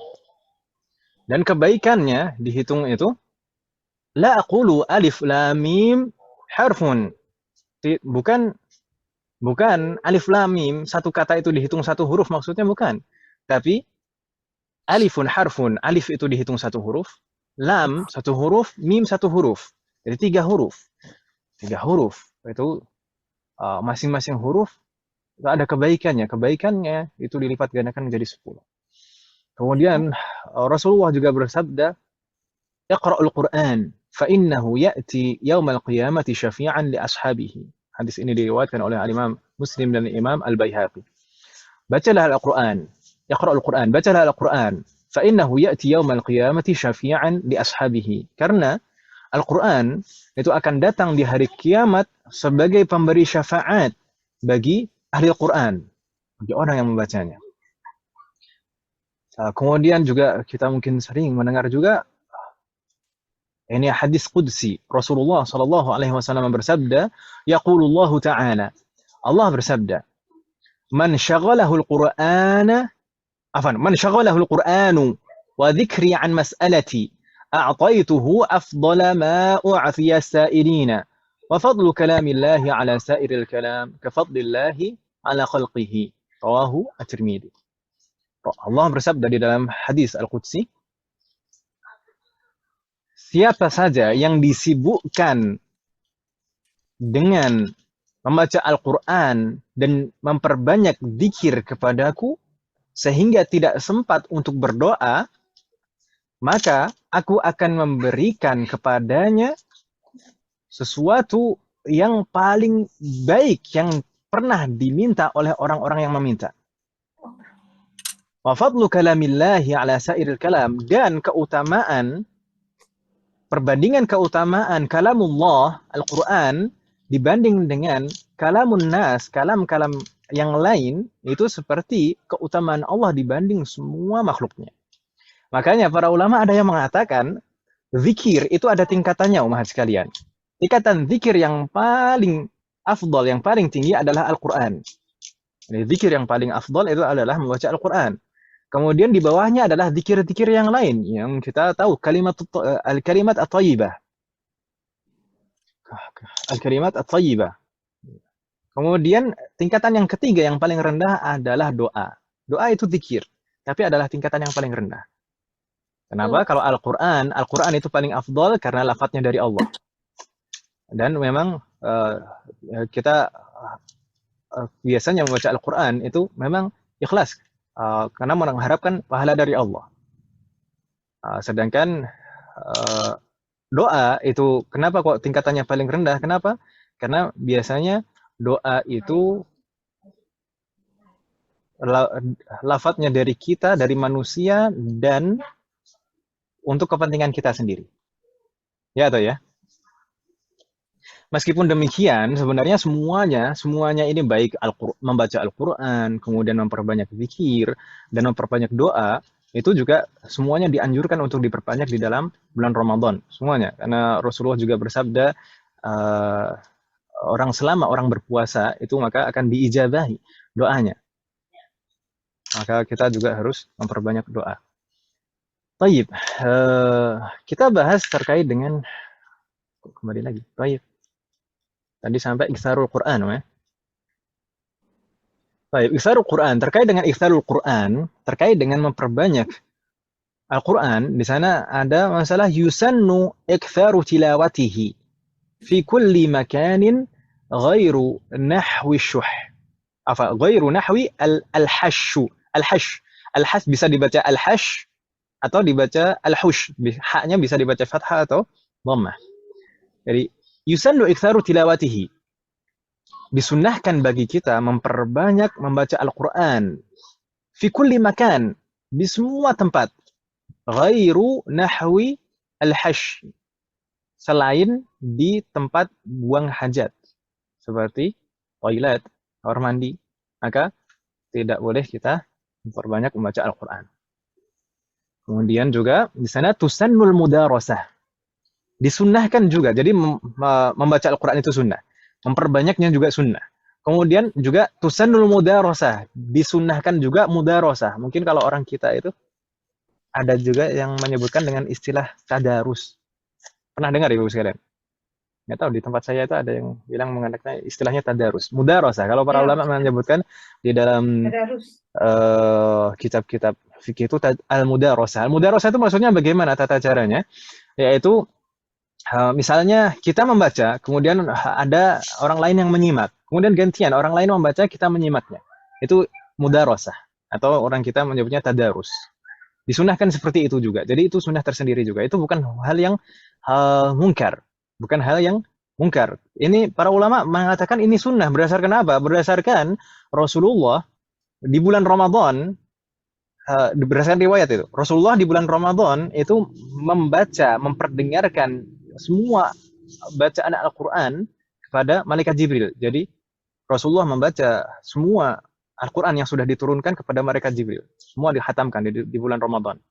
Dengan cara seperti itu. Jadi Rasulullah membaca, kemudian Jibril menyimak.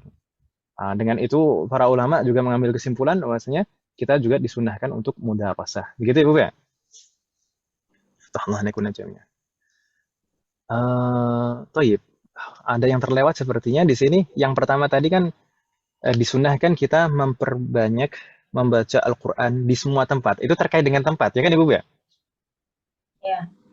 Kalau terkait dengan waktu bagaimana? Disunahkan juga sebenarnya membaca di semua waktu, ya atau ya? Tapi mungkin ada waktu-waktu yang afdal, yang lebih afdal daripada yang lain. Waktu-waktu kita membaca Al-Quran yang lebih afdal itu kapan saja? Di sini kita sebutkan maratibu afdalil awqat lil qiraah fil yaum. Urutan afdaliyah waktu membaca Al-Quran dalam satu hari. Yang pertama, afdalul qiraati ma kana fi shalah. Membaca Al-Quran yang paling afdal adalah saat kita di dalam salat. Itu yang paling afdal. Bahkan para ulama mengatakan kita memanjangkan saat sholat, kita memanjangkan melamakan berdiri karena memanjangkan bacaan Al-Quran itu lebih afdal daripada kita memanjangkan sujud. Jadi memanjangkan berdiri karena membaca Al-Quran saat sholat itu lebih afdal daripada memanjangkan sujud. Gitu Ibu ya? Jadi membaca Al-Quran di dalam sholat itu yang paling afdal. Yang kedua, tingkatan yang kedua, kalau misalkan di luar sholat. Kalau di luar sholat bagaimana? Amma kharijas sholati fa qira'atul laili afdalu min qira'atin nahar. Maka membaca di malam hari itu lebih afdal dibanding dengan membaca di siang hari. Kenapa demikian? Para ulama menjelaskan karena tingkatan khusyuk di malam hari itu lebih tinggi daripada di siang hari. Gitu ya Bapak ya? Jadi kalau kita membaca itu lebih khusyuk. Bukan berarti ngantuk ya. Khusyuk maksudnya lebih menghayati. Lebih menghayati saat membaca Al-Quran di malam hari. Kan kalau mungkin siang hari itu ramai atau banyak orang mengerjakan kesibukan. Gitu. Sedangkan berikutnya di sana afdalu qira'atil lail fi nisfil akhir minhu thumma bainal maghribi wal isya. Sedangkan kalau membaca kita di malam hari, waktu yang paling afdal di malam hari kita membacanya adalah di pertengahan akhir. Jadi setelah lewat tengah malam, itu yang paling afdal. Kita membaca Al-Quran. Sedangkan yang kedua, bainal maghribi wal isya. Kalau kita misalkan nggak bisa di pertengahan malam sampai subuh, maka setelah maghrib dan isya itu tingkatan afdaliyah yang kedua kalau kita membaca malam hari. Setelah maghrib dan sebelum isya. Jadi antara maghrib dan isya. Kemudian, kalau bacaan siang hari bagaimana? Afdalu qira'atin nahari ma baina salati subh. Waktu yang paling afdal untuk membaca Al-Quran di siang hari adalah setelah salat subuh. Setelah salat subuh. Itu kita waktu yang paling afdal membaca Al-Quran. Ini dalam satu hari. Kalau misalkan perbandingan antara hari, maratibu di sana di sampingnya maratibu afdalil awqat lil qira'ati minal ayyam. Perbandingan urutan afdaliyah waktu membaca Al-Quran, perbandingan antara hari. Maka hari Jumat itu yang paling afdal. Setelahnya hari Senin, kemudian hari Kamis, dan yang keempat adalah Yaumul Arafah. Hari Arafah itu tingkatan afdaliyah yang keempat dalam membaca Al-Quran. Kemudian kalau misalkan kita membahasnya adalah 10 terakhir pada bulan-bulan utama, bulan Dzulhijjah dan bulan Ramadan, mana yang lebih utama? Maka bulan Dzulhijjah itu lebih utama dibanding dengan bulan Ramadan. Sedangkan kalau misalkan bulan apa yang paling afdal kita membaca Al-Quran, maka bulan Ramadan tidak diperdebatkan. Gitu ya Bu ya. Astaghfirullah alaikum jami'an. Nastamir. Berikutnya. Awat tilawatu fil mushafi afdal. Ini perlu dicatat juga umat sekalian, terutama mungkin bagi yang sudah hafal umat sekalian. Membaca Al-Quran dengan melihat mushaf itu lebih afdal daripada tidak melihat mushaf, meskipun sudah hafal. Gitu ya Bapak ya? Membaca Al-Quran dengan melihat mushaf itu lebih afdal daripada tidak membaca mushaf. Kenapa demikian? Karena kalau kita membacanya dengan melihat dengan mata juga, maka lebih banyak anggota tubuh kita yang kita gunakan untuk beribadah.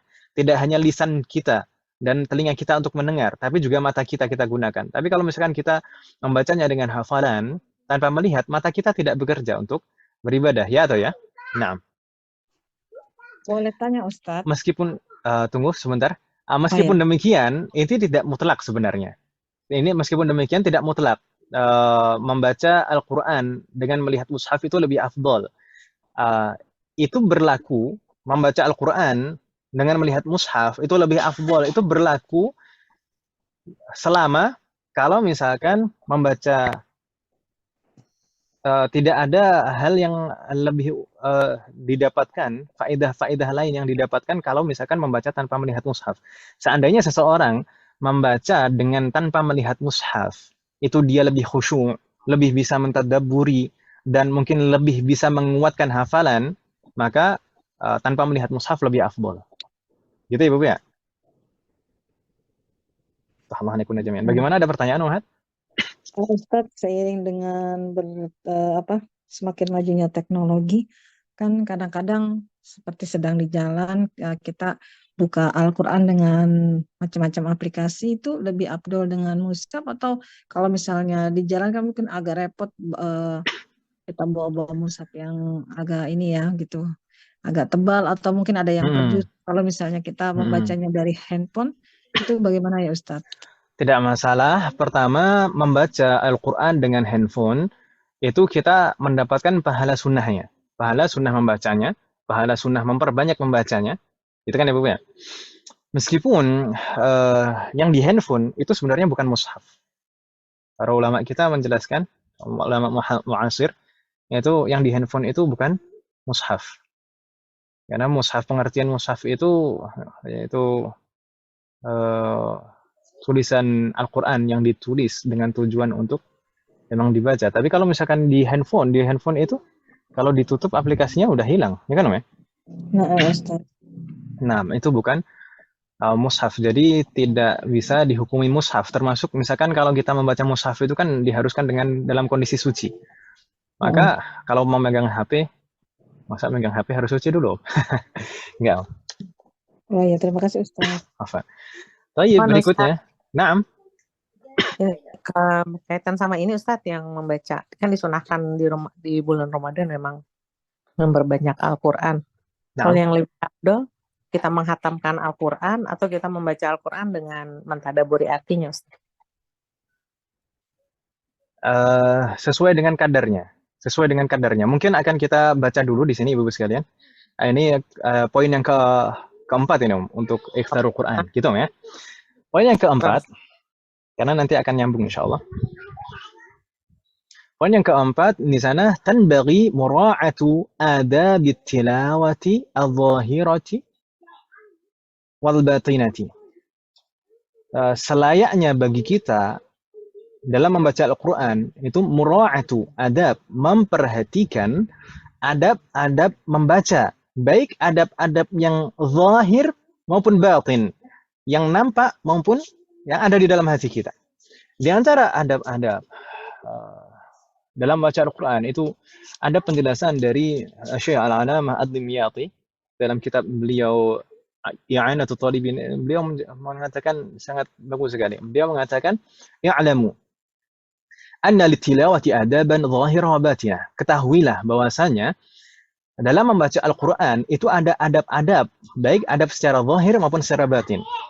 ولا يكون العبد من التالين حقيقة الذي تزكو تلاوتهم ويكون من الله بمكان.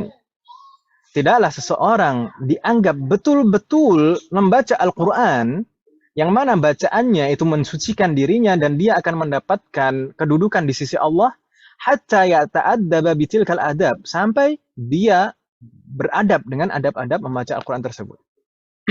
Wa kullu man qassara fiha, dan siapapun yang kurang dalam beradab membaca Al-Quran, walam yatahaqqaq biha lam takmul tilawatuhu, maka pahala membaca Al-Quran itu juga berkurang. Jadi kalau misalkan seseorang sesuai dengan dia memperhatikan adab-adabnya, selama dia secara sempurna memperhatikan adab-adab membaca Al-Quran, maka pahalanya membaca Al-Quran itu sempurna. Tapi kalau misalkan dia kurang dalam menjaga adab-adab membaca Al-Quran, maka berkurang juga pahalanya. Beliau menyebutkan juga, walakinnahu la yakhlu fi tilawatihi min thawab. Akan tetapi bagaimanapun juga bacaannya itu tidak mungkin tidak mendapatkan pahala. Jadi pasti dalam kondisi apapun pasti ada pahalanya, meskipun ada yang mendapatkan pahala sempurna, ada yang mendapatkan pahala kurang.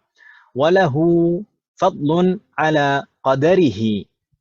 Maka sesuai dengan kadarnya tadi. Sesuai dengan kadarnya orang membaca Al-Quran dengan adab. Famin ahamil adab wa akidiha. Dan di antara adab-adab yang paling penting dan yang harus lebih ditekankan adalah an yakuna tali fi tilawatihi mukhlishan lillahi ta'ala. Hendaknya seseorang dalam membaca Al-Quran itu ikhlas karena Allah. Muridan biha wajhahul karim, mengharap ridha Allah. Wa taqarrub ilaihi, dan berusaha dengan tujuan berusaha mendekatkan diri kepada Allah. Wal fauza bi thawabihi, dan mendapatkan pahalanya. Wa anna yakuna mura'iyan, dan hendaknya dia membaca Al-Quran itu tidak riya. Wala mutasanni'an wala mutazayyinan lil makhluqin, dan tidak terlalu dibuat-buat dengan mengharapkan supaya diperhatikan orang. Wala taliban li tilawatihi syai'an minal hududil ajilah, dan tidak mendapatkan manfaat duniawi yang sifatnya ajilah, yaitu segera sementara. Wal a'rad wal aghrad al-faniyah az-zailah, ini sama. Jadi tujuan-tujuan fana yang bersifat duniawi. Wa an yakuna mumtali as-sirri wal qalbi bi'azamatil mutakallim azza wa jalla wa azza wa ala afan. Dan hendaknya hati kita selalu dipenuhi dengan mengagungkan Allah, yaitu yang sedang berbicara dengan kalamnya di Al-Quran ini. Khadi'an li jalalihi, merendahkan diri kita di hadapannya. Khasyi'al qalbi wal jawarih. Jadi kita berusaha mengkhusyukkan hati kita dan seluruh anggota tubuh kita. Tidak hanya hati kita yang khusyuk, tapi juga seluruh anggota tubuh kita. Hatta ka'annahu min ta'zimihi wa khusyu'ihi waqifan baina yadayillahi ta'ala yatlu alaihi kitabahu alladhi amarahu fihi wa nahahu. Sampai seakan-akan saat kita membacanya dan mengagungkan, ini seakan-akan kita mengagungkan dan khusyuk ini karena membaca di hadapan Allah. Betul-betul kita menghadap Allah dan membacanya di hadapannya. Wa haqqun lima arafa al-Qur'ana arafa al-mutakallim bihi. Kan yakuna kadzalik. Dan betul-betul yakin kalau seseorang arafa al-Qur'an, memahami Al-Qur'an, mengetahui adab-adabnya dan betul-betul memahami Al-Qur'an, maka dia akan memahami dan menyadari kadar kedudukan yang berbicara di sana, yaitu Allah. Ya. Kalam yang sedang dibacanya. Wa ala atammi min dzalik. Dan kalau misalkan lebih sempurna, maka akan lebih sempurna. Kaifa wa qad qala Allah Ta'ala, bagaimana mungkin kita tidak merendahkan diri kita dan khusyuk saat membaca Al-Quran. Wa qad qala Allah Ta'ala, sedangkan Allah telah bersabda, "Lau anzalna hadzal Qur'ana 'ala jabalin la ra'aitahu khashi'an mutasaddian min khasyatillah." Wa tilka al-amthalu nadribuha lin-nasi la'allahum yatafakkarun. Lau anzalna hadzal Qur'an, seandainya saja kami menurunkan Al-Qur'an di atas gunung, la ra'aitahu khashi'an, maka niscaya engkau akan melihat gunung tersebut akan khusyuk, merendahkan diri karena takut kepada Allah. Watilkal amsal, dan ini adalah permisalan yang kita sampaikan linnas kepada manusia, la'allahum yatafakkarun, agar mereka berfikir. فإذا كان هكذا يكون حال الجبل مع جموده وصلابته لا أنزل عليه القرآن. Dan kalau misalkan kondisi gunung itu seperti ini, sedangkan gunung itu sesuatu benda yang benda mati dan keras, ketika diturunkan Al-Quran kepada di atas gunung, maka gunung akan langsung merendahkan diri dan khusyuk. فكيف يكون حال الناس halul insan ad-dha'if al-makhluq min ma'in wa tin. Bagaimana kondisi manusia, yang manusia itu sebenarnya hakikatnya lemah, makhluk yang diciptakan dari air dan tanah. Laula ghaflatul qulub wa qaswatiha wa qillati ma'rifatiha bi'azamatillahi wa 'izzatihi wa jalalihi. Hal ini tidak akan terjadi kecuali karena kelalaian hati kita dan kerasnya hati kita, wa sedikitnya kemampuan pengetahuan kita untuk mengagungkan Allah Azza wa Jalla. Ini tidak mungkin terjadi seperti itu. Orang yang paham, orang yang hatinya bersih, hidup, itu pasti akan khusyuk ketika membaca Al-Quran. Semoga Allah memberikan taufik kepada kita semua.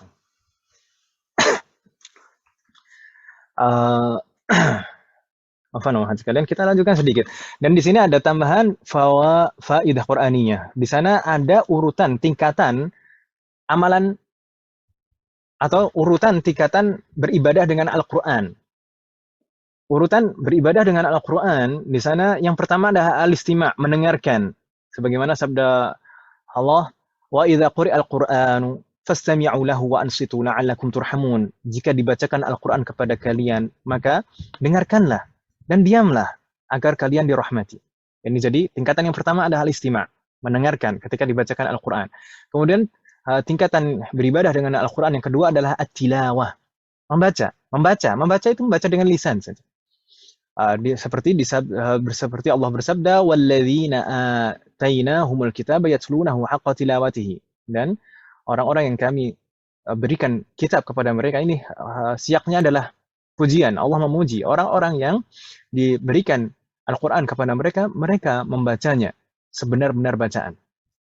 Haqqa tilawatihi, dengan bacaan yang benar. Kemudian tingkatan ibadah dengan Al-Quran yang ketiga adalah al-hifdhu. Allah bersabda, "Bal huwa ayatun bayyinatun fi suduril ladzina utul ilm." Dan Al-Quran ini adalah ayat-ayat yang nyata di dalam hati. Di dalam hati berarti apa? Dihafalkan oleh mereka. Fi suduril ladzina utul ilm. Di dalam hati orang-orang yang berilmu. Kemudian tingkatan yang keempat adalah at-tadabbur. Ini Ibu sekalian, mungkin tadi ada pertanyaan, mana yang sebenarnya tingkatan yang lebih afdal antara tilawah saja dan tadabbur. Itu mana yang lebih afdal? Tadabbur lebih afdal daripada tilawah, ya kan Ibu ya?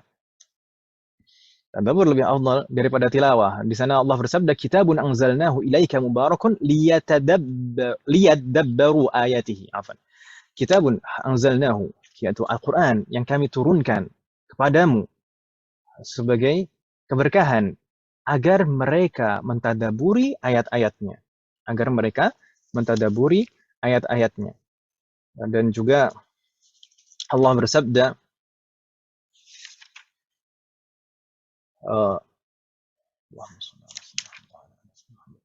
"Afala yatadabbaruna al-Qur'ana am 'ala qulubin aqfaluha?" Afala yatadabbaruna al-Qur'an, tidakkah mereka mentadabburi Al-Qur'an? Am 'ala qulubin aqfaluha? Atau apakah memang karena mereka itu hati-hati mereka sudah terkunci? Jadi tadabbur itu lebih afdal. Makanya para ulama juga mengatakan hendaknya ketika membaca Al-Qur'an di bulan Ramadan itu dengan tadabbur. Dengan tadabbur. Ini kalau tingkatan yang kelima adalah mengamalkannya. Alladzina yastami'una al-qawla wa yattabi'una ahsanah. Yaitu ini pujian juga, yaitu orang-orang yang mendengarkan Al-Quran dan yattabi'una ahsanah, dan mengikuti apa yang diperintahkan dan menjauhi apa yang dilarang di sana. Baik, kalau misalnya ada pertanyaan tadi, mana yang lebih afdal? Banyak menghatamkan Al-Quran atau menghatamkan Al-Qurannya sedikit tapi dengan tadabbur, dengan faham dan meresapinya.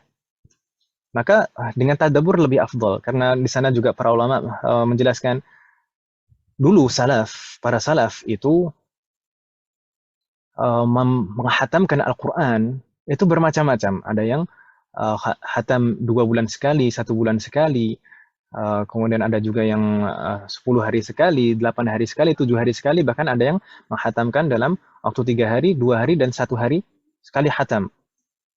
Tapi meskipun demikian, itu harus dilihat dengan kondisi seseorang. Kondisi seseorang.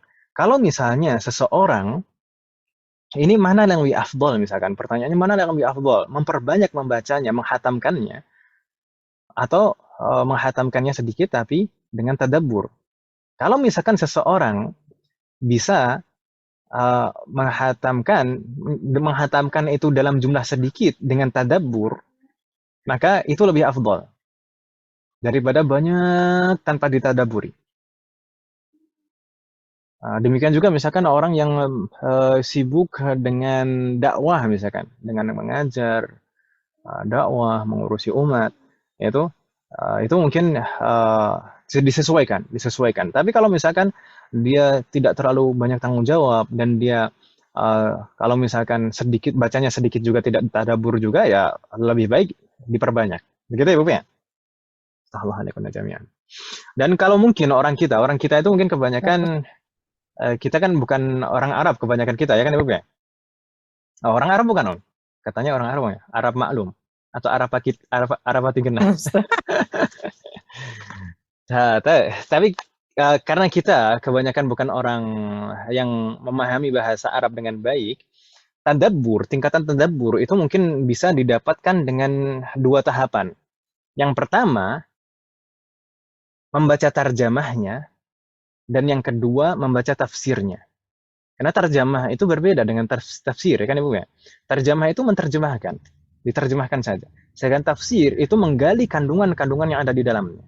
Seandainya kita bisa membaca Al-Quran, menghatamkannya, dengan mentadaburinya, memahaminya, dan betul-betul meresapi kandungan-kandungan yang disebutkan di sana, maka itu lebih afdal. Semoga Allah berikan taufik pada kita semua.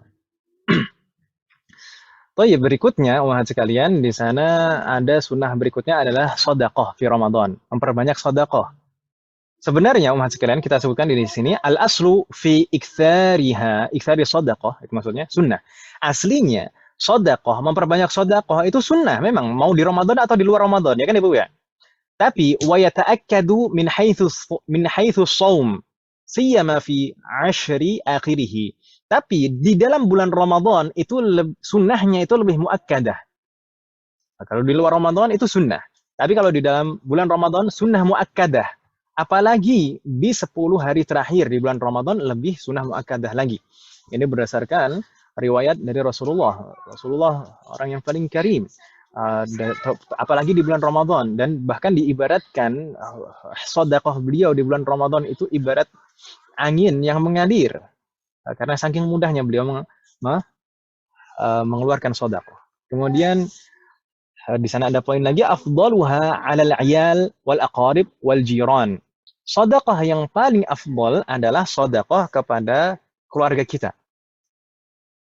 Jika ada keluarga kita yang membutuhkan, kemudian ke kerabat-kerabat kita dan tetangga-tetangga kita, itu yang paling afdal. Jadi orang terdekat kita lah intinya, yang kita sering berinteraksi dengannya. Semakin sering kita berinteraksi dengannya, maka itu semakin afdal kita memberikan sedekah kepadanya. Adapun keluarga itu afdalnya itu dari dua sisi. Pertama, sedekahnya itu sendiri, dan juga akan menyambung tali silaturahim. Kemudian, suara saya masih terdengar, mahasiswa kalian? Suara saya. Masih, Ustaz. Cek, halo, suara saya terdengar? Terdengar. Baik. Dengar suara. Dan di sana berikutnya di sana sunnah taftiru as-shaimin li khabarin sahih. Dan disunnahkan juga kita, mungkin kita sering mendengarnya, memberikan buka bagi orang yang berpuasa berdasarkan khabar, berdasarkan hadis yang sahih, man aftara atau man fattara shaiman falahu ajru mithlahu falahu ajru mithlihi duna an yanqusa min as-shaimi ajr atau duna an yanqusa min as-shaimi syai'un. Siapa yang memberikan makanan buka puasa kepada orang yang berpuasa, maka dia akan mendapatkan pahala puasa seperti orang yang berpuasa tersebut, tanpa mengurangi pahala puasa orang tersebut. Dan para ulama menjelaskan, kalau misalkan kita tidak mampu untuk memberikan makanan satu porsi, maka cukup dengan misalkan minuman untuk membatalkan puasanya, atau kurma satu butir, nggak masalah. Begitu ya, Ibu ya. Kita lanjutkan. Berikutnya di sana, sunnah yang berikutnya adalah al-kaffu ani syahawatil mubahah. Menahan diri atau mengurangi hal-hal yang mubah. Tidak terlalu berlebihan dalam hal-hal yang mubah. Di antaranya apa? Minat ta'am wal masmu' wa mubasar wa massi tayyibin wa syammi. Di antara hal-hal yang mubah yang hendaknya tidak kita perbanyak apa? Yaitu makan. Yang pertama, minat ta'am. Jadi hendaknya kita tidak terlalu banyak makan, apalagi kita misalkan di bulan Ramadan itu misalkan saat berbuka itu jangan terlalu banyak, karena tujuan puasa itu hakikatnya adalah supaya tubuh kita merasakan pendidikan agar lebih khusyuk, lebih merendahkan diri kita, dan itu tidak akan tercapai tujuan puasa itu kalau kita terlalu kenyang.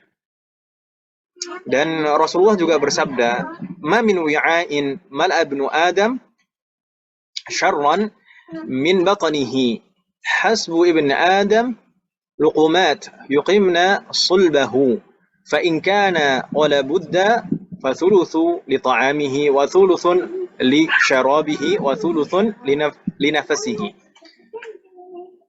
Bejana yang paling buruk yang biasa diisi oleh manusia adalah perutnya. Hendaknya seseorang mencukupkan dengan makanan yang cukup untuk menegakkan punggungnya saja. Cukup untuk yang penting kuat gitu. Kalau misalkan mau lebih dari itu, maka hendaknya sepertiga untuk makanannya, perutnya, isi perutnya sepertiga untuk makanannya, sepertiga untuk minumnya, dan sepertiga untuk nafasnya.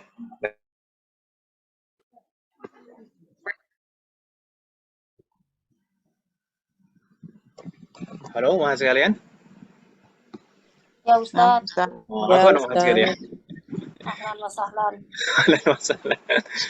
Apa nama? Ini nampaknya peringatan, Om ya. Bentar lagi, Om ya, bentar lagi, Afan, supaya tidak nanggung di pertemuan yang akan datang. Baik, di sana jadi di antara hal yang hendaknya kita tidak terlalu memperbanyak adalah makan. Kemudian masmu'. Di antara masmu' yang hal yang didengar yang hendaknya tidak terlalu banyak didengarkan meskipun halal. Itu apa? Misalnya mendengar nasyid. Nasyid atau syair-syair. Bukan musik loh ya. Kalau musik menurut 4 mazhab haram. Tapi kalau syair, lantunan bait syair seperti nasyid tanpa musik itu tidak masalah karena para ulama mengatakan itu hukumnya itu seperti halnya perkataan kita. Kalau kandungannya baik maka hukumnya baik. Kalau misalkan kandungannya buruk maka hukumnya haram. Kalau nasyid tanpa musik nggak masalah, tapi kalau di dalam bulan Ramadan hendaknya ditinggalkan. Kemudian dan meninggalkan al-mubsar, hal mubah yang penglihatan yang mubah. Terlalu banyak melihat hal-hal yang mubah.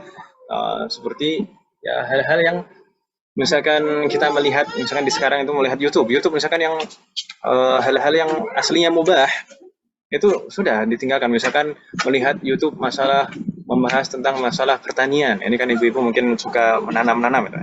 Udah itu ditinggalkan.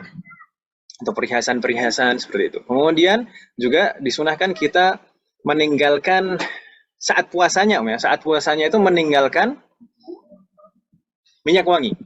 Meninggalkan minyak wangi. Kalau misalkan pakai minyak wangi malam nggak masalah.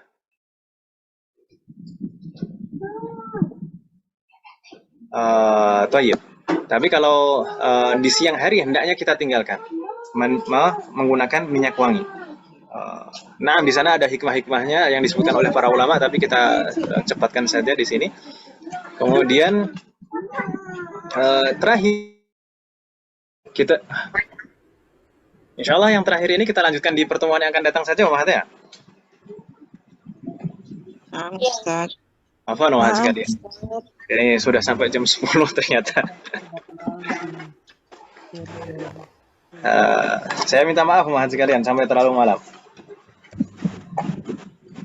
Tapi mudah-mudahan yang kita bahas hari ini bermanfaat dan barokah. Tadi mungkin ada pertanyaan di chat. Saya terkadang di sela-sela itu mendoakan. Itu saya mungkin bilang Fatahallah alaik. Gimana tadi? Yang mana maksudnya ini?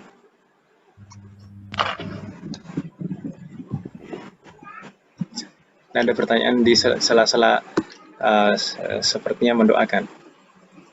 Kalau yang Fatahallah alaik maksudnya adalah Fatahallah alaikunna abwabal ilmi wal amal.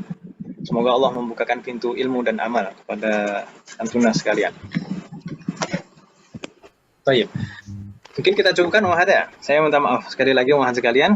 Insyaallah kita lanjutkan di pertemuan yang akan datang untuk membahas hal-hal yang makruh saat berpuasa. Semoga apa yang kita bahas dan pelajari hari ini bermanfaat dan barokah.